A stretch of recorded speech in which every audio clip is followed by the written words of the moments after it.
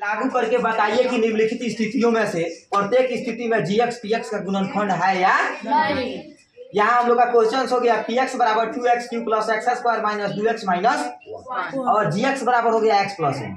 अब हम लोग को दिखाना है कि जीएक्स जो है ना इसका गुणनखंड है कि नहीं, लेकिन किसके अनुसार?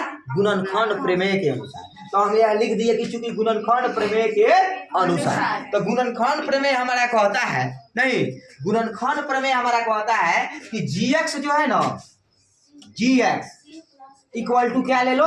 जीरो। गुणनखंड प्रमेय हमारा क्या कहता है कि जीएक्स को जीरो के बराबर कर लो, नहीं जीएक्स को क्या कर लो? जीरो के बराबर। तो जीरो के बराबर कर लो जीएक्स का, जीएक्स का मान यहाँ कितना है? एक्स प्लस 1 इक्वल टू कितना हो जाएगा? जीरो। तो अब यहाँ कहेंगे दिस अप्लाई दैट और x इक्वल टू, तो प्लस में 1 है तो इधर कौन सी में हो जाएगा? माइनस। अब यहाँ हमारा x का मान निकल गया, x का मान क्या हो गया? निकल गया। सीधा से बात है, हम लोग को साबित करना क्या है हुआ, तो हम लोग को देखना है कि px इतना दिया है और gx इतना दिया है और सिद्ध करना है कि gx px का गुणनखंड है कि नहीं। तो जिसको गुणनखंड सिद्ध करना है ना, जिसको बताना है कि गुणनखंड है कि नहीं, उसको जांचना है, उसी चीजवा को गुणनखंड प्रमेय कहता है कि जीरो के बराबर कर लीजिए। तो gx को हम जीरो के बराबर कर लिए, gx का मान है x प्लस 1 तो जीरो। अब यहाँ हम कह दिए कि x को रख लिए, अंक को इधर पे ठा रहे हैं, तो अंक प्लस में है तो इधर माइनस में हो गया, नहीं अब x का मान कितना आ गया? -1। अब इस x के इस मान को क्या करेंगे? बहुपद px में रखेंगे, जहां जहां x है वहां वहां क्या रखेंगे? -1। तो यहाँ px में हम रखना स्टार्ट करेंगे, ध्यान दीजिएगा। अब यहाँ px बराबर हमारा क्या है जी? तो px बराबर हमारा है 2x के पावर 3 प्लस में एक्स स्क्वायर और माइनस में 2x और माइनस में 1। अब इसमें हम क्या करेंगे कि p इंटू x के मान हम निकाल चुके हैं, क्या निकाले? -1। जहां जहां x है वहां वहां -1 रखेंगे। 2 गुने -1 के पावर 3 प्लस -1 के पावर 2 माइनस 2 गुने -1 माइनस में 1।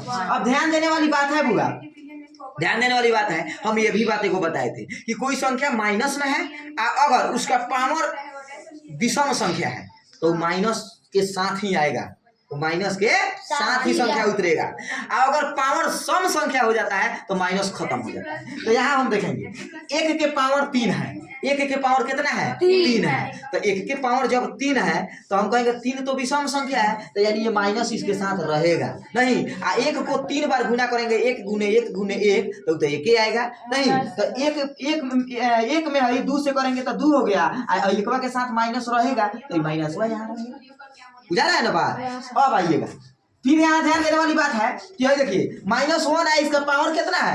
2 है। हम बोलेंगे ना कि सम संख्या अगर पावर होता है तो माइनस खत्म, तो यानी 1 के पावर 2 है और माइनस में है 1 तो माइनस खत्म हो गया। 1 को 2 बार गुना करो, 1 गुने तो 1 ना होगा, तो यानी 1 लिख देंगे प्लस। बुझा रहा है बात? अब उसके बाद यह है माइनस और माइनस, तो माइनस और माइनस, माइनस और गुने माइनस क्या होता है? तो प्लस। और 2 में 1 से गुना करेंगे तो क्या होगा? और फिर -1 आपका एगो है तो -1 लिख दीजिए। अब ध्यान देने वाली बात है क्या, देखिए इधर 2 माइनस में है 2 प्लस में, तो ये तो घट गया, कट गया, और 1 इधर प्लस में 1 माइनस में तो कट गया, यहाँ बच क्या गया? जीरो। तो जब जीरो यहाँ आ गया, कट गया, तो इसलिए कहेंगे हाँ, यहाँ क्या लिखेंगे? हाँ gx px का एक क्या है? गुणनखंड है।